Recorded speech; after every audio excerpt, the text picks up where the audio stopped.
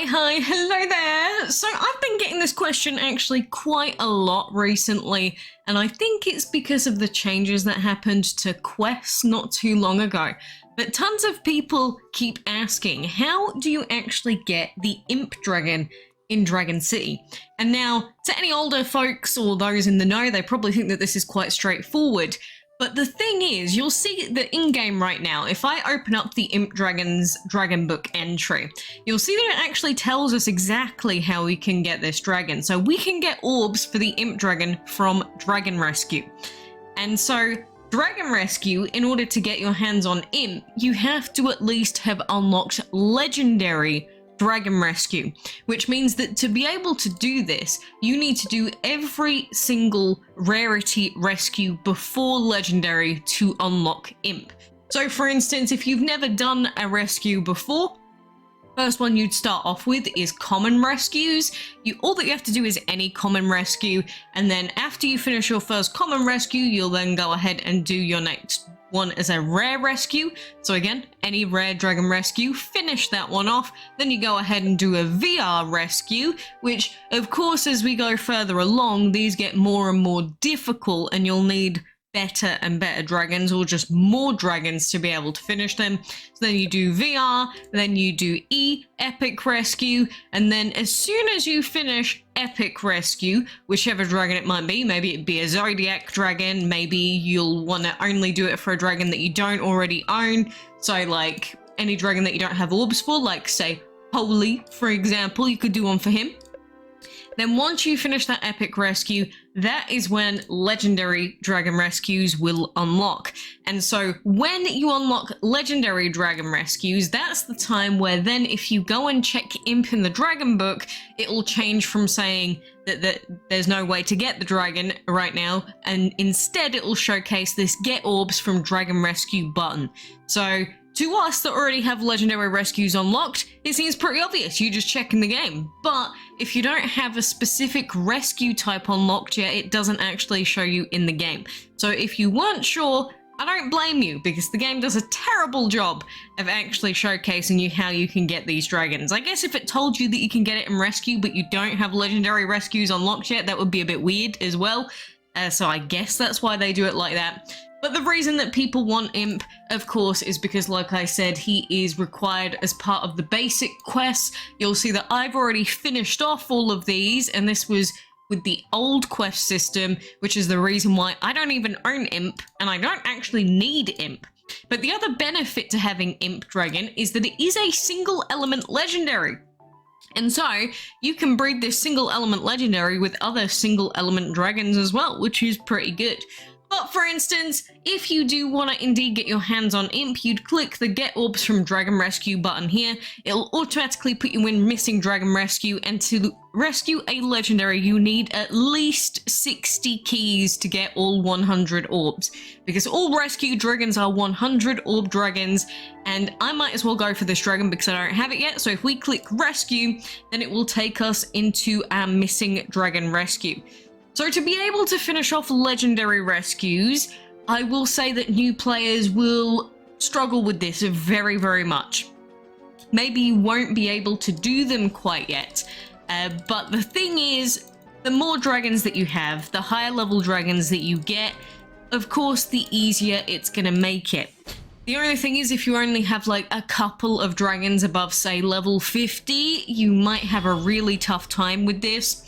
At my stage in the game in Legendary Dragon Rescues, I can finish off Legendary Rescues in 2 refreshers of this Legendary Rescue, so all I need is 8 hours to be able to finish off a Legendary Rescue.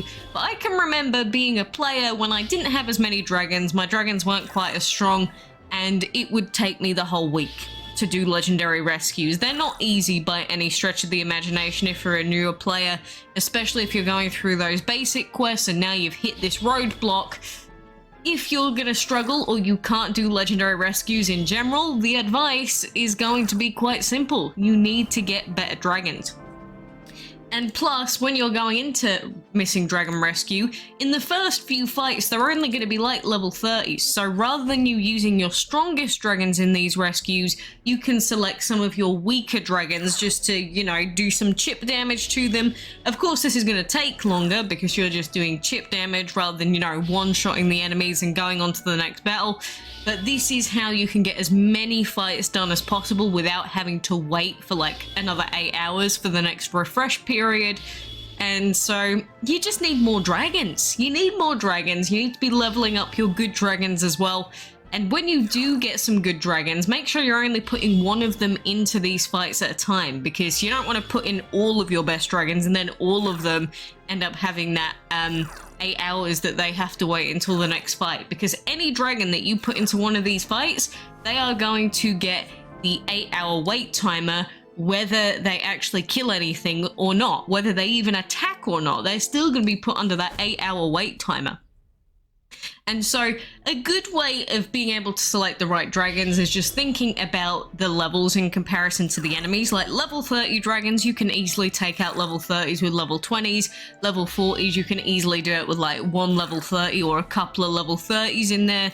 And they're not too expensive to level up to those levels, unless you are like basically brand new, of course. But then as we're going through the legendary rescues as well, you can get free food, you can get free gems, and you can get free other stuff. But like, we've got diamond chests, which can have food or it can have gems in it, so you will get some bonus rewards.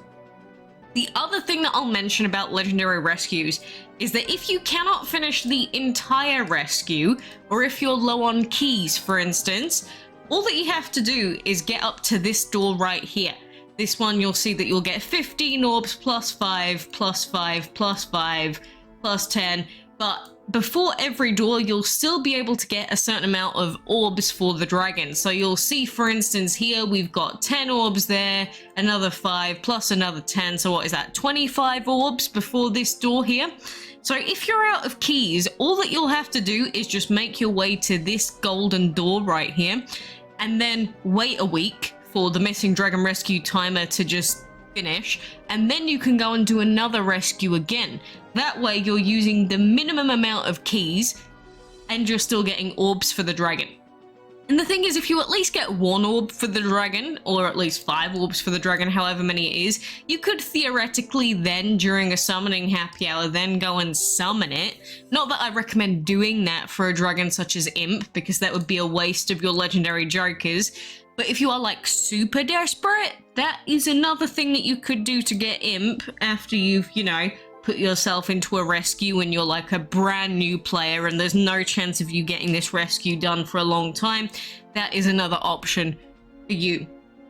But just as you're selecting your dragons that you take in, I do want to point out that we do have these lovely buttons here. The one that's the double arrow, if you click that, that will put your strongest dragons into this game, or like to this battle. Of course, we don't want to be doing this against level 30 dragons. So the thing is, if you get further into it, you can click this and then say go back a few pages of your strongest dragons, and then look, immediately we're down to level 30 dragons. So if we just didn't want to have to wait, we could, you know, go a little bit further down, level 25s, a couple of 30s against these dragons. They're more evenly matched than the dragons we were using earlier. You know, if we just want to get some quick fights done, quick fights out of the way, rather than having to wait quite as long as before, you can do this. So I highly suggest using those arrow keys to your advantage. It saves you having to manually select each dragon every single time, which is a big time saver. The other really good thing about using those arrow keys is that you're less likely to fat finger any of the gem bits. Because I don't know about you, but when I first started doing dragon rescues, don't ask me why, but I used to fat finger the gem sections all the time, like where you can put in a dragon that's already fallen or a skip timer. I used to fat finger those all the time, because if you click one of the smaller gem timer ones once, there is no confirmation of it. You click it once, that's it, it will spend the gems immediately. So it's not going to be a ton of gems that you're wasting, but it's more than one, and more than one is too much.